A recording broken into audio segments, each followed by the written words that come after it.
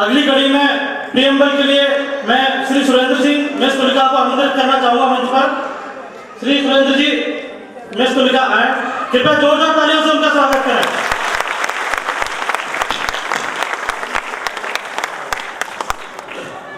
है वही सूरमा इस जग में जो अपनी राह बनाता है। कोई चलता है पद चिन्हों पर, कोई पद चिन्ह बनाता है। A very good afternoon to all of you. Today we all are here to celebrate 127th birth anniversary of Bharat Ratna Dr. Bhimrao Ambedkar. We are because he was. A sincere tribute to the great son of India who showed the world a grand gateway to democracy. A great visionary, historian, philosopher, jurist, humanist and emancipator of millions of victims of evil Varna system.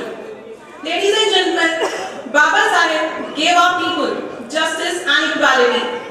Justice to those who had been historically denied justice, and equality to us to stand tall among all. We can only call ourselves a civilized nation if we work towards repairing the harm we have caused to generations of people. He gave us one of the finest constitutions India can ever have. Let's pledge to protect the Indian Constitution and democracy from fascist forces. Ladies and gentlemen, I, Tulika Chaudhary, would like to present preamble of Indian Constitution. We, the people of India, having solemnly resolved to constitute India into a sovereign democratic republic and to secure all its citizens justice, social, economic and political, liberty of thought, expression, belief, faith and worship, equality of status, of opportunity and to promote among all, fraternity, assuring the dignity of the individual and the unity of the nation. In our Constituent Assembly, this 26th day of November 1949, do hereby adopt, enact and give to ourselves this Constitution. Thank you.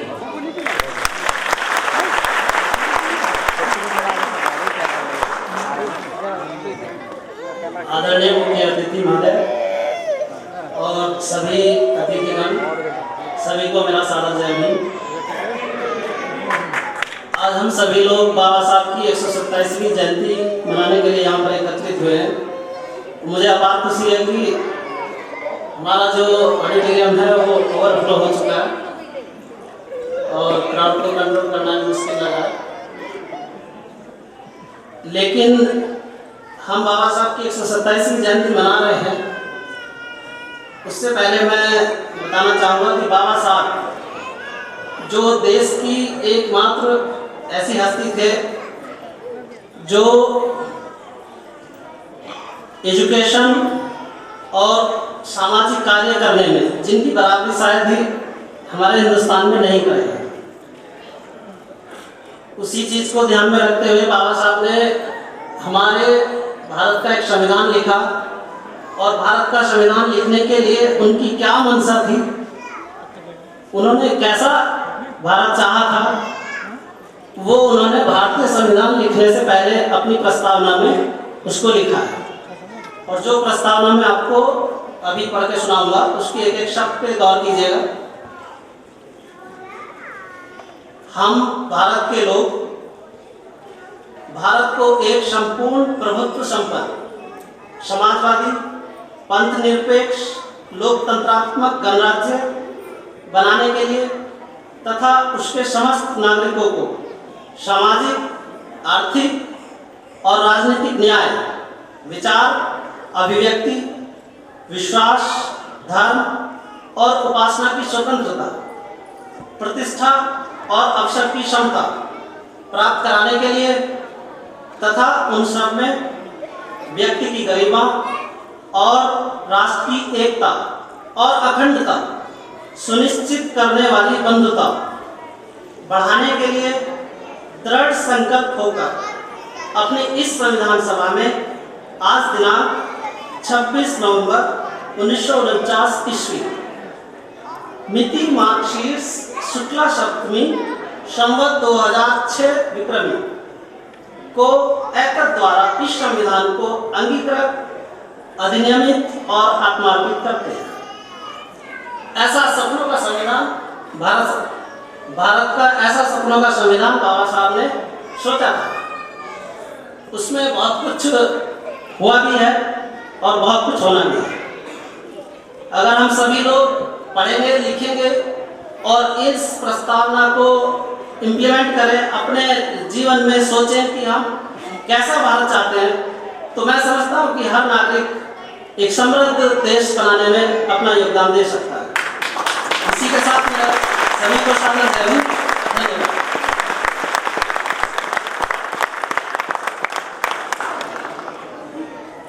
धन्यवाद Surendra sir. Sir के लिए एक बार जोरदार तालियां। प्रस्तावना को बताने के लिए इसी पर मुझे कुछ लाइनें याद आती हैं। कभी आकर देखना मेरे गांव, कभी आकर देखना मेरे गांव, प्यार सब में आज भी गहरा है। नहीं जानते वे लाल हरे का भेद, नहीं जानते वे लाल हरे का भेद, हर छत पर झंडा फहरा है, हर छत पर झंडा फहरा है।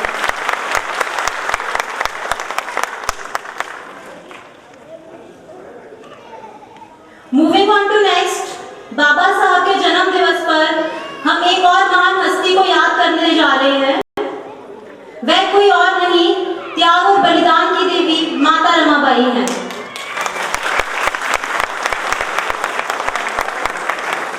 यूं तो टूट जाते हैं हौसले कठिन दौर में, जो कभी ना घबराई थी वह माँ रमाबाई थी। कुर्बान कर दिए अपने बच्चे भी, पति को हिम्मत बधाई थी, वह माँ रमाबाई थी। परछाई भी साथ छोड़े अंधेरे में, वो तो भीमराव के मन में समाई थी, वह माँ रमाबाई थी, वह माँ रमाबाई थी। प्रस्तुत है अगला कार्यक्रम ग्रुप सॉन्ग और माता रमाबाई। मंच पर हार्दिक स्वागत है सभी के लिए, कृपया जोरदार तालियां बजाएं।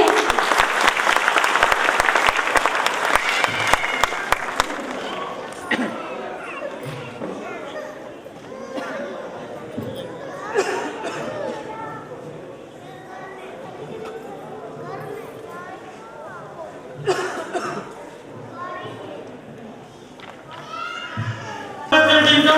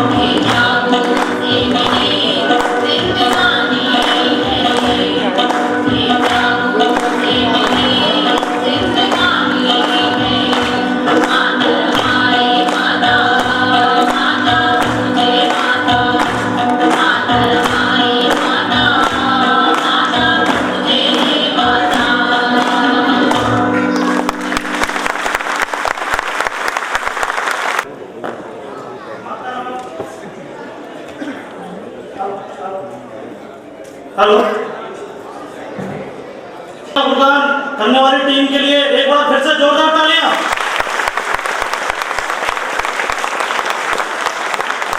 भाई सब लोग किसमें बजा रहे, ताली जोर से बजाइए एक बार।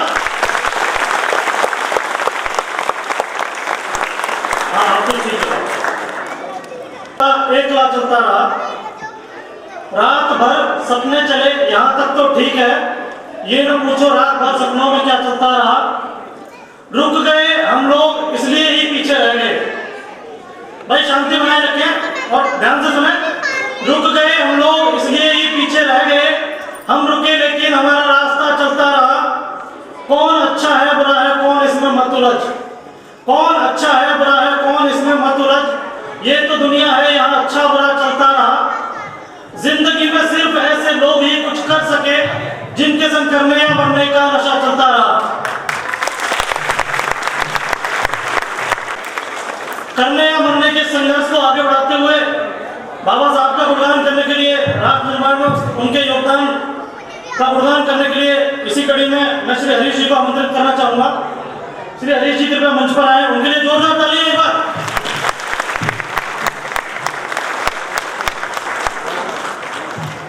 समारोह में उपस्थित माननीय मुख्य अतिथि महोदय, देवासी परिवार के सभी सम्मानित अधिकारीगण, सम्मानित महिलाएं, कर्मठ साथियों और प्यारे बच्चों, कहते हैं कि महापुरुषों के साथ उनके परिवार को भी उसी आग में तपना पड़ता है जिसमें तपकर वो कोई महान कार्य करते हैं। महापुरुषों का जीवन पहाड़ की उस ऊंची चोटी के समान है जिसके दोनों तरफ गहरी खाई होती है। बाबा साहब का जीवन भी संघर्ष और बलिदान की महागाथा है। उनकी कुल 5 संतानों में से 4 संतानों को अल्पायु में ही मृत्यु को गले लगाना पड़ा तथा एकमात्र जीवित पुत्र यशवंत राव अम्बेडकर को भी बाबा साहब तभी वो समय नहीं दे पाए जो एक पिता को देना चाहिए, क्योंकि वो हमेशा अपने पीड़ित समाज के उद्धार और उत्थान के लिए हमेशा संघर्षरत रहे। यह विडंबना ही है कि बाबा साहब जैसे मानवतावादी महापुरुष की पहचान को कुछ संकुचित एवं स्वार्थी सोच के लोगों ने एक वर्ग विशेष तक ही सीमित कर दिया है। यह सही है कि बाबा साहब ने अपना संघर्ष सदियों तक अपने ही देश में शोषित और वंचित रहे समाज के उत्थान एवं विकास के लिए शुरू किया था, लेकिन राष्ट्र निर्माण में भी उनका योगदान अत्यंत अतुलनीय है। एक बार अपने भाषण में उन्होंने कहा था कि तिरस्कृत गुलामी और अमान्य व्यवहार की गर्त में सड़ रहे जिस समाज में मैं पैदा हुआ हूँ, अगर अपने उस समाज की गुलामी को खत्म नहीं कर सका तो मैं स्वयं अपना जीवन समाप्त कर लूंगा। भारत के राजनीतिक इतिहास में शायद ही ऐसा कोई उदाहरण मिलता हो जहां एक महापुरुष अपने लोगों के उत्थान के लिए इतनी कठिन प्रतिज्ञा करता है। समाज को गुलामी एवं अपमान की घोर निद्रा से जगाने के लिए एवं उनके सोए हुए स्वाभिमान को जगाने के लिए बाबा साहब ने महाड़ जल सत्याग्रह एवं कालाराम मंदिर प्रवेश जैसे आंदोलन भी किए। अपने एक भाषण में उन्होंने लोगों को संबोधित करते हुए कहा था कि तुम्हारे मुरझाए और उदास चेहरे देखकर मेरा दिल टुकड़े टुकड़े हो जाता है। आखिर कब तक तुम ऐसी ही दुर्दशा में जीते रहोगे? उठो, जागो, अपनी इस घोर निद्रा से और अपने अधिकारों के लिए संघर्ष करो। याद रखो, अधिकार मांगे नहीं जाते, छीनने पड़ते हैं। महात्मा सत्याग्रह के दौरान 14 पान से पानी पीकर उन्होंने यह संदेश दिया कि हम भी मनुष्य हैं और हमारे छूने से कोई चीज पवित्र नहीं होती। उस समय उस सभा में लोगों को संबोधित करते हुए बाबा साहब ने कहा था कि ऐसा नहीं है कि हम अगर इस तालाब का पानी नहीं पिएंगे तो हम मर जाएंगे। पानी तो हम कहीं ना कहीं से पी ही रहे हैं, लेकिन इस तालाब का पानी पीकर हम हमेशा हमेशा के लिए यह स्थापित कर लेना चाहते हैं कि हम भी मनुष्य हैं और हमें भी सबके समान बराबर के अधिकार है। इसी प्रकार कालाराम मंदिर प्रवेश के समय अत्यधिक विरोध एवं हिंसा का सामना करते हुए बाबा साहब ने यह विचार स्थापित किया कि अगर किसी ईश्वर ने सभी को बनाया है तो हमें भी उसी ने बनाया होगा और हमारे छूने या दर्शन करने से कोई देवालय, कोई मूर्ति या कोई मंदिर अपवित्र नहीं होता। बाबा साहब का मानना था कि समाज में विद्यमान कुरीतियां, जाति व्यवस्था, असमानताएं देव निर्मित नहीं बल्कि मानव निर्मित है और मानव में भेद करने वाली इस व्यवस्था को षड्यंत्र पूर्वक इस समाज में स्थापित किया गया है। यह आंदोलन सामाजिक न्याय के खिलाफ, सामाजिक अन्याय के खिलाफ बाबा साहब के युद्ध का विरोध थी। जून सन 1942 में भारत के गवर्नर जनरल ने बाबा साहब को अपनी कार्यकारिणी परिषद में मजदूर मंत्री नियुक्त किया। 1943 में दामोदर नदी में अचानक भयंकर बाढ़ आई। वहीं दूसरी ओर बंगाल में भयानक अकाल पड़ा। 3 महीने में लगभग 40,000 लोग मारे गए। इन प्राकृतिक आपदाओं से बाबा साहब बहुत दुखी हुए। उन्होंने तुरंत भारत की प्रमुख नदियों पर बांध बनाने की योजना तैयार की। बाबा साहब द्वारा प्रस्तावित योजना के तहत दामोदर घाटी बांध, महानदी बांध, हीराकुंड बांध, सोन घाटी बांध सहित कुल 8 बांधों का निर्माण मात्र 4 वर्षों में किया गया। ये सभी परियोजनाएं बाबा साहब की ही देन है, जो आज भी हमारे देश में काम कर रही है। मजदूर मंत्री रहते हुए उन्होंने मजदूर के हित में बहुत से नियम भी बनाए, जैसे न्यूनतम मजदूरी अधिनियम, जिसके तहत मजदूरों की दैनिक दिहाड़ी निश्चित की गई। सभी पंजीकृत यूनियनों को कानूनी मान्यता प्रदान कराई ताकि वे मजदूरों के हक में आवाज उठा सकें। मजदूरों का कंपनी की तरफ से बीमा कराना, मजदूरों के लिए निःशुल्क इलाज की व्यवस्था, जैसा आज हमारे देश में ये सरकार करती है। महिला मजदूरों को बच्चा होने पर वेतन से छुट्टी एवं इलाज का खर्च कंपनी द्वारा देना तथा बच्चे की देखभाल के लिए जो मैटरनिटी लीव है उसका प्रावधान भी सन 1942 में ही बाबा साहब करके चले गए थे।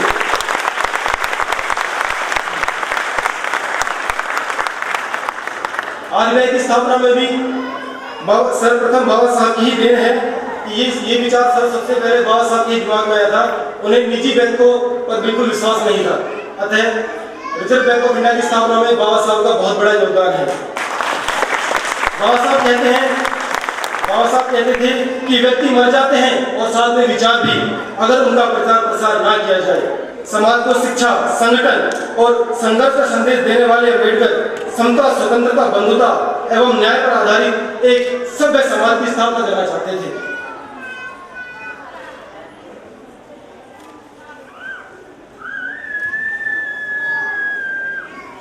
सन 1951 में बाबा साहब ने हिंदू कोड बिल बनाया, जिसके पास न होने से दुखी होकर बाबा साहब ने इस्तीफा दे दिया।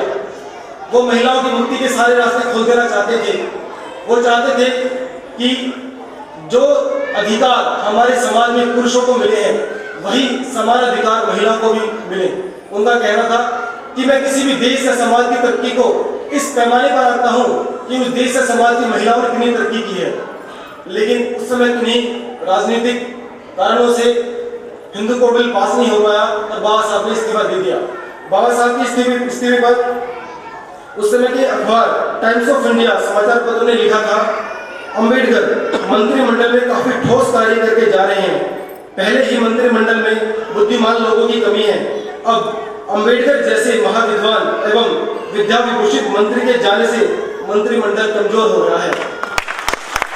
मुंबई के नेशनल स्टैंडर्ड पत्र ने लिखा, नियोजन, अर्थ, व्यापार और कानून जैसे विभागों का मंत्री पद स्वीकार करने वाले डॉक्टर अंबेडकर जैसे महान, लायक और गुण संपन्न व्यक्ति इस देश में बहुत ही कम है। सरकार ने बहुत कुछ गंवाया है। जय भीम, जय भारत।